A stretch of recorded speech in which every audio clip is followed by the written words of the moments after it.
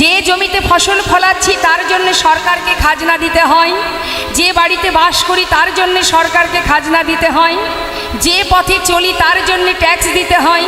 তাহলে আমার বলতে কি আছে জগতে? কিছুই নেই বাবা। তাহলে আমার শাস্ত্রে মহাজন বললেন আমার বলতে জগতে একটা জিনিস আছে, সেটাকে আমার, শুধু আমার, যার ভাগ কেউ নেবে না। সেটা হলো একমাত্র গৌর হরির যুগলী চরণকে কেউ যদি নিজের ধন সম্পদ মনে করতে পারে, ভগবানের চরণকে নিজের ধন সম্পদ মনে করো।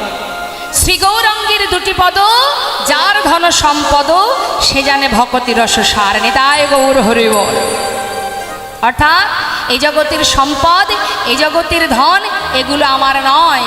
যেখান থেকে এসেছি, যিনি পাঠিয়েছেন তিনিই আমার সর্বেশ্বর। তাই তো করুণাময় প্রভু বললেন, তোমরা যে সবাই মায়ার বালিশ মাথায় দিয়ে মোহভূমি ঘুমিয়ে আছো, হে জীব, কাতব কন্তাকাস্তে পুত্র সংসারায় বতিব বিচিত্র নলিনী জলগত তরলাং তদ্বদতিশয় চপলা। কাতব কন্তাকাস্তে পুত্র, কেউ কারো নয়। মহাজন কত সুন্দর পদাবলিতে বোঝাচ্ছেন। কি বলছেন? বলছেন আপন আপনি করছো জানে। এই গানগুলোকে গানের মতো করে শুনলে হবে না, প্রত্যেকটা গানের অর্থ আছে, মানে আছে। সেগুলোকে আমাদের তার মধ্যে একটু ধ্যান দিতে হবে, সেটাকে অন্তর দিয়ে বুঝতে হবে। কত সুন্দরভাবে বলে গেল। কি বলছি? আপন আপনি করছো জানে, সে তো আপনি নয়। দিন ফুরালে বুঝিবে তখন আপন যে পর হয়। আহা, কত সুন্দর কথা।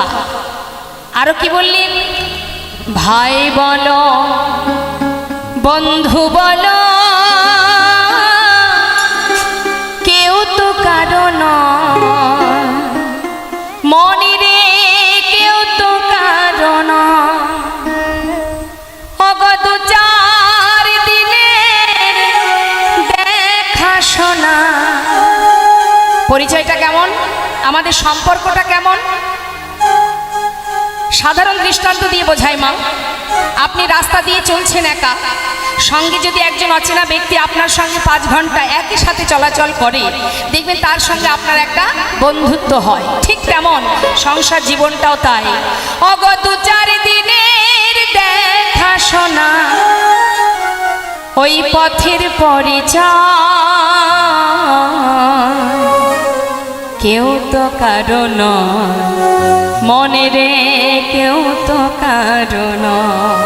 নিতাই গৌর হরি বল, হরি বল। মনে রে কেউ তো কারো নয়। মনে রে কেউ তো কারো নয়। তাই তো শাস্ত্রে বললেন, সময় করিয়া পথটি ধরিয়া যেবা চলে দ্রুত গতি, সময়ের শেষে অনায়াসে সে যেন চলে যায় আপন বাসতে। সঁপে দাও, নিজেকে সঁপে দাও। আহা, ভগবান বললেন কিছুই চাই না, ধন ঐশ্বর্য এই জগতে তোমার বলতে যা আছে কিছুই আমার প্রয়োজন নেই। শুধুমাত্র তোমার কাছে আমার একটাই চাওয়া, সেটা কি? দেহদান, দেহদান, দেহদান। অর্থাৎ এই দেহটা যেটা তোমরা চেয়েছো আমি তোমাদের দিয়েছি, সেটাই আমাকে দান করে দাও। কলিযুগে আর কিছু আছে দেওয়ার? কত সুন্দর চাইলেন, শুধুমাত্র দেহটা সঁপে দাও গৌর চরণে, আর কিছু দিতে হবে না, নিজেকে সঁপে দাও। এমন একটা ভক্তের কথা একটু বলি বাবা, নিজেকে সঁপে দিয়েছিলেন। শাস্ত্রে বললেন দান যদি করতে হয় ভগবানের চরণে দান করো। তাও কি কি দান করবে? নিজেকে দান করে দাও। দেখুন, এক ভক্তের কথা একটু বলি মা, যিনি হলেন বলি মহারাজ, যিনি দান করেছিলেন নিজেকে। হয়তো অনেকেই আপনারা জানেন এই বিষয়টা, তাও একটু ছোট করে বলি। বলি মহারাজ যজ্ঞ করেছিলেন মা, দানব্রত যজ্ঞ, এবং সেই যজ্ঞে তিনি প্রতিজ্ঞা করেছিলেন যে আমার কাছে যে যা চাইবে, আমার ভাণ্ডারে যত সময় থাকবে আমি দান করব। বেশ ভালো কথা। সেই যজ্ঞে পৌরোহিত্য করছেন তারই গুরুদেব দৈত্যগুরু শুক্রাচার্য। এখন যজ্ঞ সম্পূর্ণ হবার পর প্রত্যেকে এসে মহারাজের কাছে দান চাইছে, যে যা চাইছে মহারাজ তাকে তাই দিচ্ছেন। এইভাবে দান নিতে নিতে হঠাৎ স্বয়ং ভগবান প্রভু নারায়ণ মনে মনে চিন্তা করলেন, বেশ, তুমি যখন এত বড় যজ্ঞ করেছো, তুমি যখন দান করছো, তাহলে আমি একবার পরীক্ষা করে দেখি যে আমি যা চাইবো সেটা তুমি দিতে পারো কিনা। কি করলেন বাবা? ভগবান করুণাময় ধীরে ধীরে ভক্তকে পরীক্ষা করার জন্য নিজেকে বামন সাজালেন। নিজেকে বামন সাজিয়ে মাথায় একটি ছাতা নিয়ে হাতে একটা লাঠি নিয়ে বামন সেজে গুটি গুটি পায়ে যাচ্ছে। এখন যখন ভগবান আসছেন গুটি গুটি পায়ে, ঠিক সেই সময় দূর থেকে বলি মহারাজের গুরুদেব শুক্রাচার্য তিনি কিন্তু ভগবানকে দেখে চিনতে পেরেছেন। কেন পারলেন না? তার অষ্টসিদ্ধি জানা আছে, অষ্টসিদ্ধি জানা আছে। তিনি কোনো ব্যক্তি যদি ছদ্মবেশে আসে, তিনি দেখেই বলতে পারতেন আসলে ব্যক্তিটাকে, এর আসল স্বরূপটা কি। আবার কোনো ব্যক্তি যদি ছলনা করে আসে, তিনি জানতে পারতেন। আবার নিজেকে প্রয়োজনে একটা কীট তৈরি করতে পারতেন, কখনো আবার বিশাল আকার ধারণ করাতে পারতেন নিজের দেহটাকে। এই রকম বিভিন্ন রকমের সিদ্ধি তার জানা আছে। অনিমা, লঘিমা, ইটিকা, আগাম বক্তাকারী, পরকীয়াবাদ, বিভিন্ন রকমের সিদ্ধি, মানে অষ্টসিদ্ধি জানা আছে তার। এখন দূর থেকে ভগবানকে দেখে যখনই তিনি চিনতে পারলেন, সঙ্গে সঙ্গে বলি মহারাজ যেহেতু প্রভুকে ভালোবাসেন, সেই জন্য বলির কাছে কথাটাকে গোপন করে দিয়ে ধীরে ধীরে তার সামনে গিয়ে দাঁড়িয়ে বলছে, বলি বলি বলুন গুরুদেব। শোনো বলি, তোমায় একটা কথা বলি। চেয়ে দেখো, গুটি গুটি পায়ে একটা বালক আসছে, ছাতা মাথায়, হাতে লাঠি, হাতে আছে কমণ্ডল। ওই বালকটি এসে যদি তোমার কাছে কিছু চায়, আমার আদেশ, তুমি কিন্তু এই বালককে কিছু দেবে না। নিতাই গৌর হরি। সঙ্গে সঙ্গে করজোড়ে বলি মহারাজ বলে উঠলেন, গুরুদেব, আমি তো কোনোদিন আপনার কোনো কথা অমান্য করিনি, কিন্তু গুরুদেব আজকের এত বড় যজ্ঞে আমি প্রতিজ্ঞাবদ্ধ, যে যা চাইবে আমি তাকে তাই দেব। কিন্তু আজ আপনি যদি আমাকে নিষেধ করেন, আমি আপনার কথা রাখতে পারবো না। কারণ গুরুদেব, আমি যে প্রতিজ্ঞা করেছি, সবাই যে যা চাইবে আমি তাকে তাই দেব, আর ওই বালকটি এসে কিছু চাইলে তাকে দেব না। গুরুদেব, আজকের কথা আমি রাখতে পারবো না। শাস্ত্রে বলেন, সেই গুরু গুরু নয়, যে গুরু তার শিষ্যকে ভগবানের সেবা থেকে দূরে সরিয়ে দেয়। সেই মাতা মাতা নয়, সেই পিতা পিতা নয়, যে তার সন্তানকে ভগবানের সেবা থেকে দূরে সরায়। অনেকের ঘরে দেখবেন, অনেক মায়ের গর্ভে একজন কৃষ্ণ ভক্ত সন্তানের জন্ম হয়, কিন্তু সে যদি ভক্তিপথে এগিয়ে যায়, দেখবেন অনেক মা বাবা আছে সন্তানকে যেতে দেয় না, যাস না বাবা, ওই পথে যাস না, তাকে টেনে ধরে রাখে। কিন্তু এটা অপরাধ। আপনার গর্ব হওয়া উচিত যে আপনারই ঘরে একজন কৃষ্ণ ভক্ত সন্তান জন্ম নিয়েছে। শাস্ত্রে আছে, একটা কৃষ্ণ ভক্ত সন্তান যদি আপনি জন্ম দিতে পারেন, তাহলে একটা কৃষ্ণ ভক্ত সন্তানের জন্য 21 পুরুষ উদ্ধার হয়ে যায়। তাই মাতা পিতা হয়ে কখনো ভক্তিপথে কোনো সন্তান গেলে কখনো তাকে বরং এগিয়ে দেবেন, তাকে ধরে টেনে রাখবেন না। তাই আজ যখনই গুরুদেব বলেছেন, বলি মহারাজ কিন্তু বললেন, আমি পারবো না গুরুদেব আপনার কথা রাখতে। বেশ, শুক্রাচার্য চিন্তা করলেন, আমার কথা যখন শিষ্য নিল না, তাহলে দাঁড়িয়ে দাঁড়িয়ে দেখতে চাই কি কি ঘটবে এখানে। দাঁড়িয়ে আছে, আর এদিকে গুটি গুটি পায়ে যখনই ভগবান বামন সেজে ঢুকেছে, আসন পেতে বসতে দিলেন। পাতা আসনে বসলেন ভগবান। জিজ্ঞাসা করলেন, মহারাজ বলো বালক, তুমি কি চাও?